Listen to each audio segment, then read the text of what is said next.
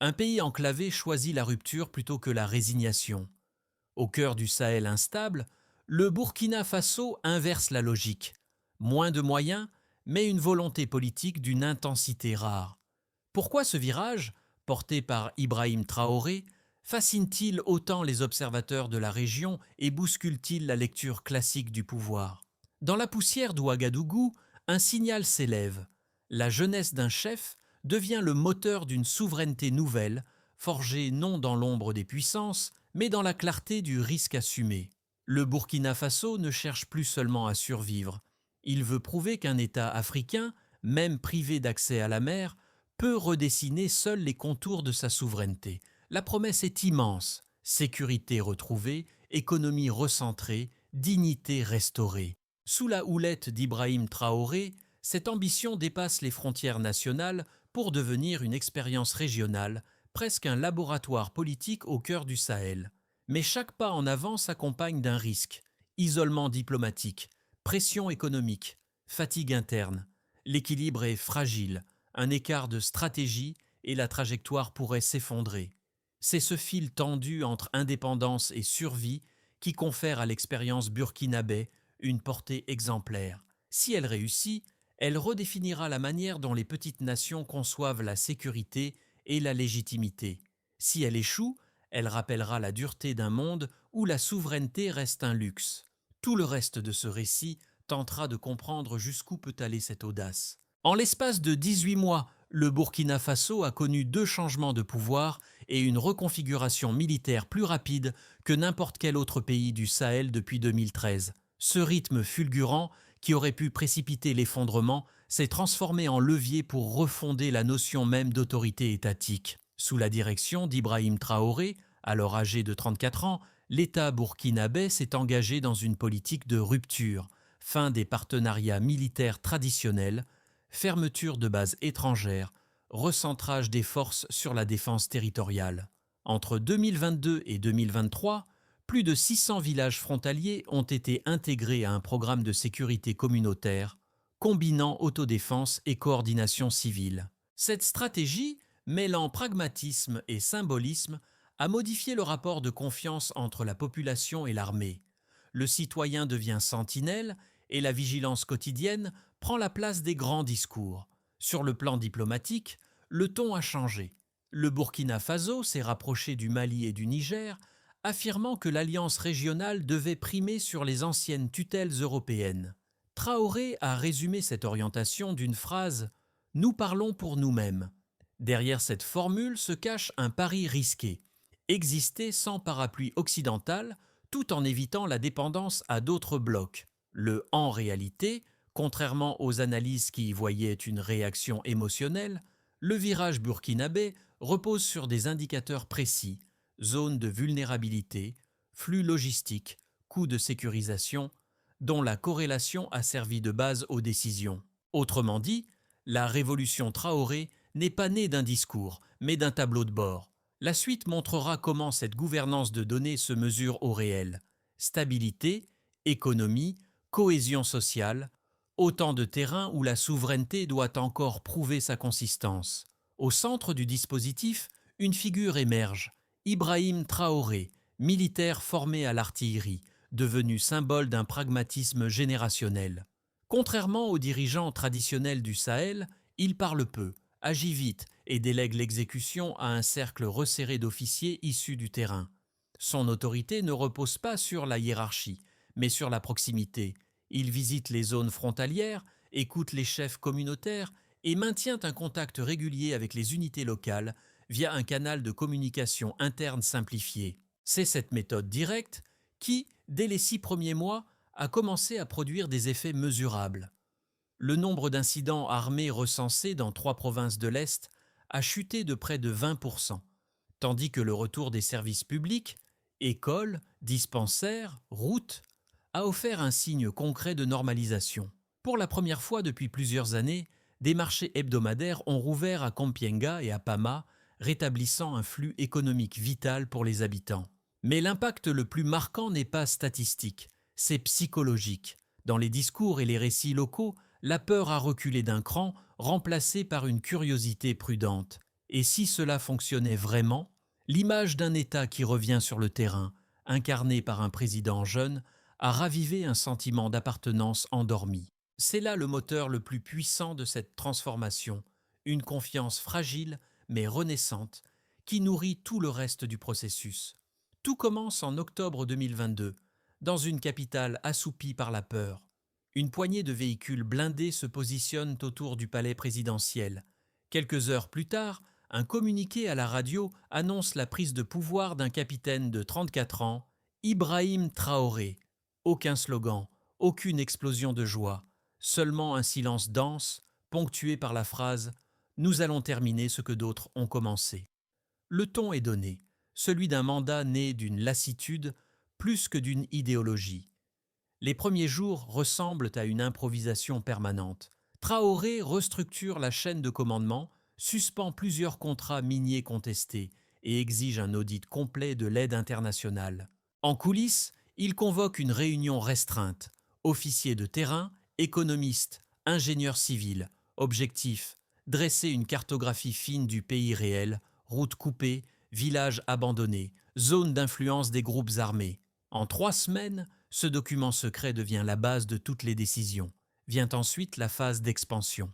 De novembre 2022 à mars 2023, plus de 12 000 volontaires rejoignent les unités d'autodéfense. Le programme Bouclier du peuple s'étend à 25 provinces. Les médias régionaux y voient un pari risqué.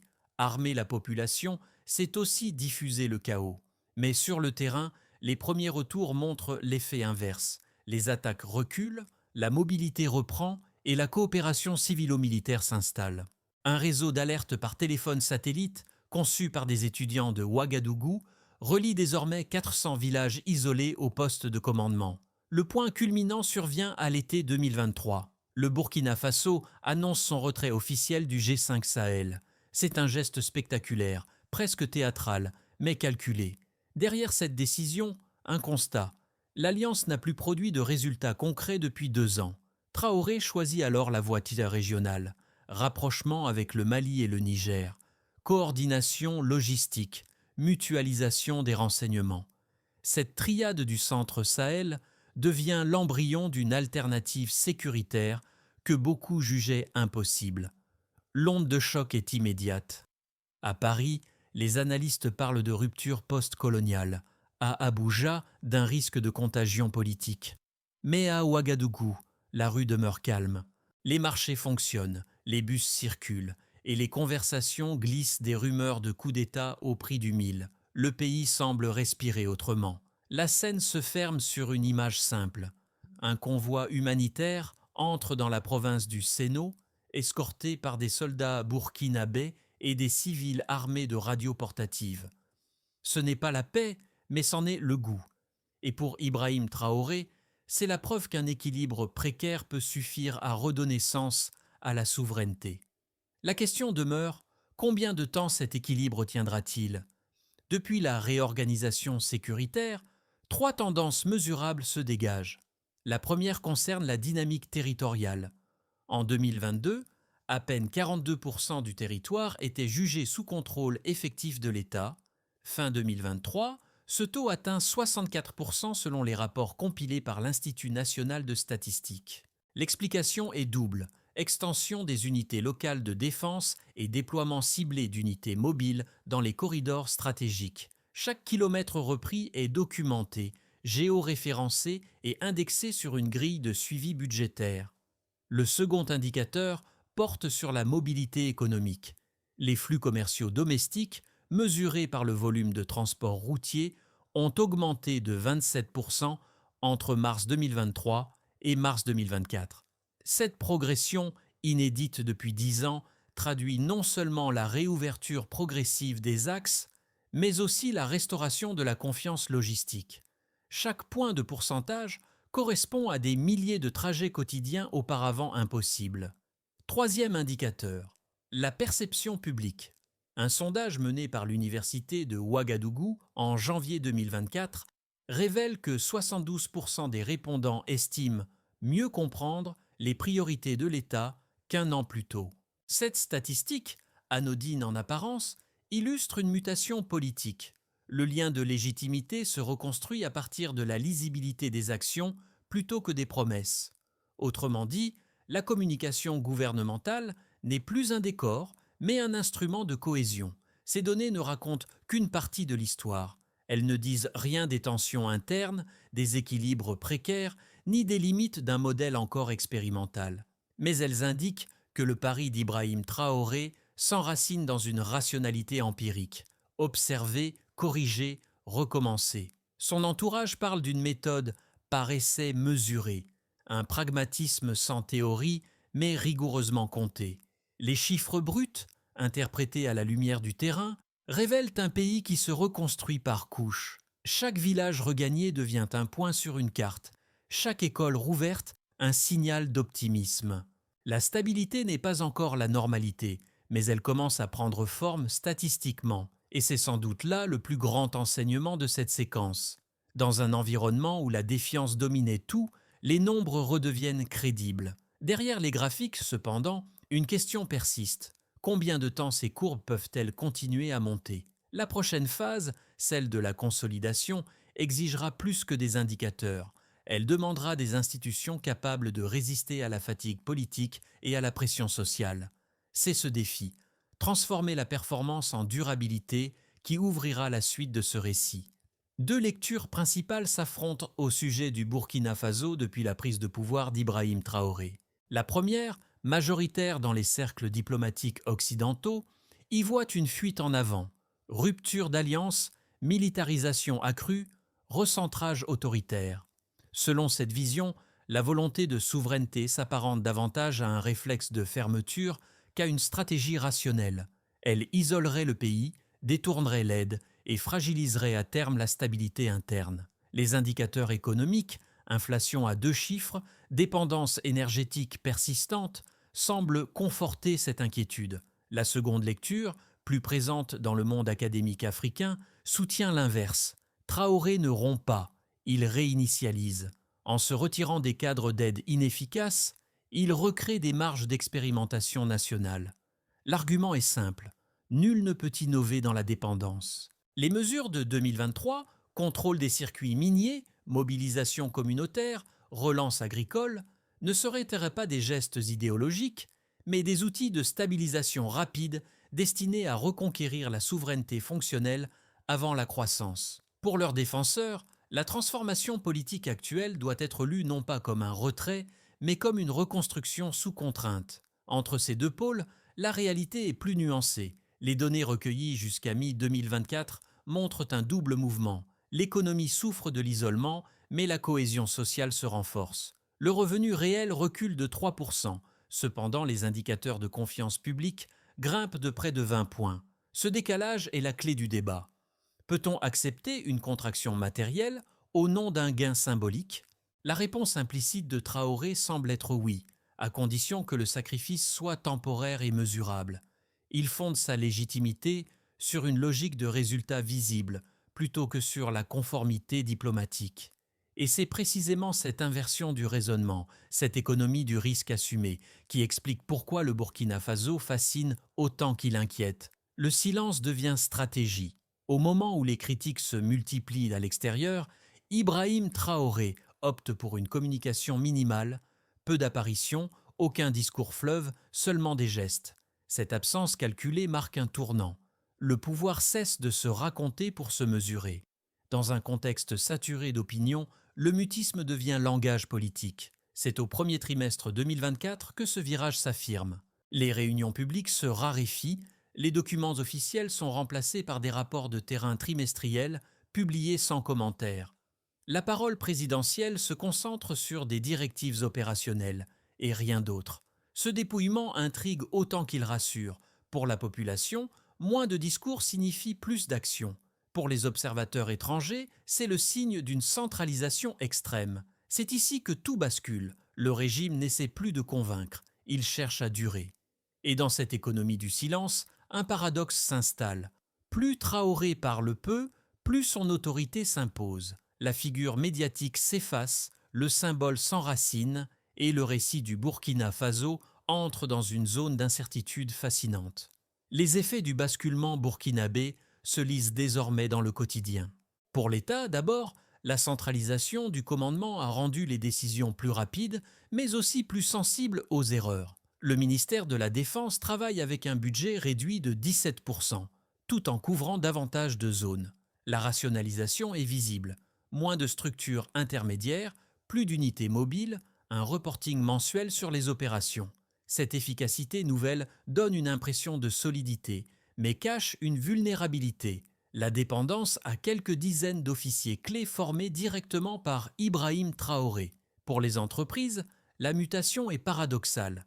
Les secteurs extractifs, longtemps dominants, se sont ralentis. Et en revanche, les activités locales de transformation et de transport connaissent une expansion de près de 30% selon la Chambre de commerce. Les importations chutent, mais les circuits courts explosent.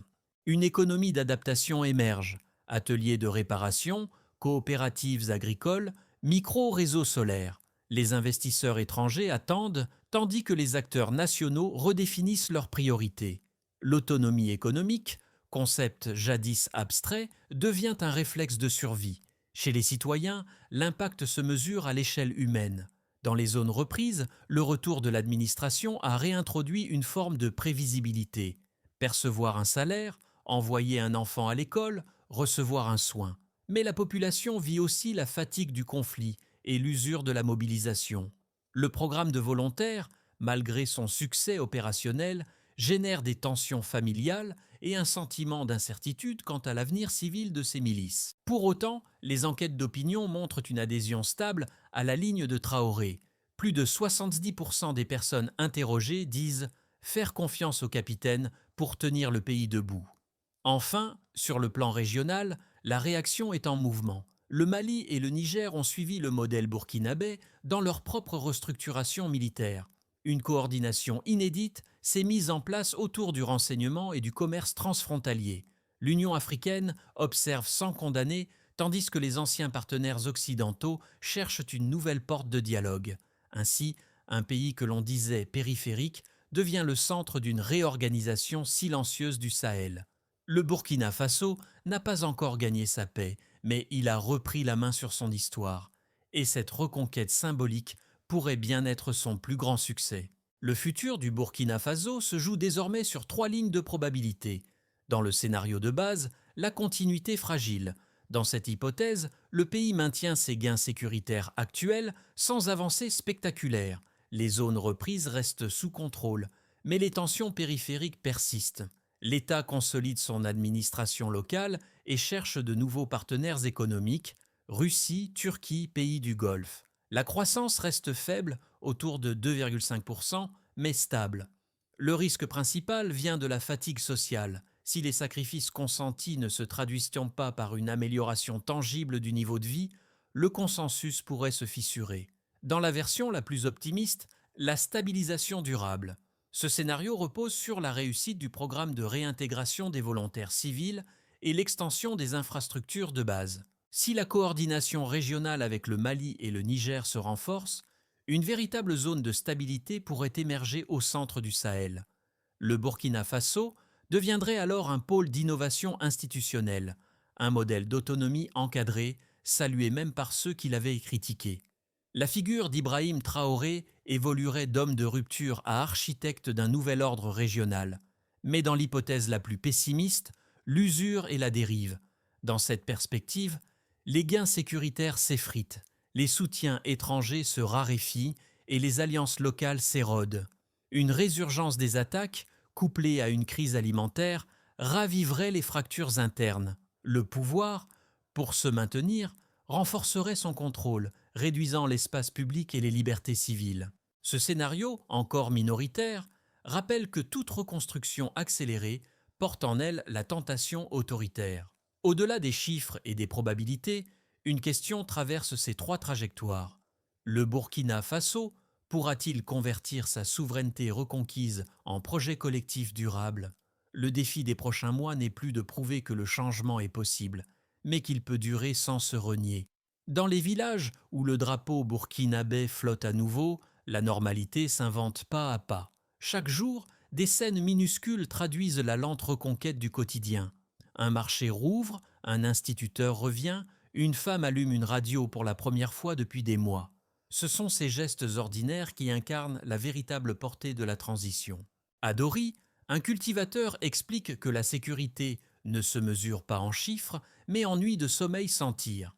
À Kaya, une commerçante confie qu'elle vend 2 fois moins qu'avant, mais qu'elle ne tremble plus sur la route. Ces phrases, simples et sobres, dessinent mieux qu'un graphique la texture de ce moment national, celle d'un peuple qui s'autorise de nouveau à planifier. Pour beaucoup, Ibrahim Traoré est devenu moins un président qu'un symbole, celui d'une génération qui n'attend plus la permission d'exister.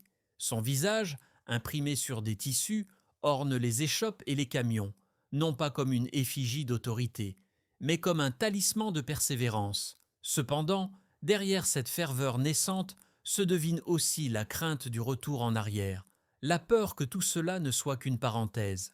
Le lien social, lui, se reconstruit à tâtons. Des comités de voisinage gèrent la sécurité, des associations de femmes relancent les écoles, des jeunes forment des groupes d'alphabétisation. Le pays redécouvre l'idée d'effort collectif, d'autonomie partagée. Et peut-être est-ce là la plus profonde transformation. Au-delà des décisions politiques, le Burkina Faso réapprend à se penser comme une communauté d'avenir. Pour que la transition burkinabé devienne un modèle durable, une feuille de route pragmatique se dessine autour de 5 étapes clés. D'abord, institutionnaliser les comités civilo-militaires. Ce réseau, né de l'urgence, doit être encadré par une loi claire fixant ses missions et sa durée.